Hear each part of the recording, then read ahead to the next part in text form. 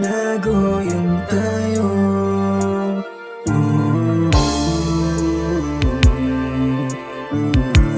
Kita mo naman kung paano tayo nag-iba. Simula nung sinabing di na masaya, higit pa sa daliri sa kamay ko at pa yung mga araw na hindi nakakausap ka. At kung di mo lang sana pinagpaliban, edi sana kita mo pa sa huli, kita mo pa sana paano magbugin. Pero hindi ko kaya na itanggi na ako pa rin yung isang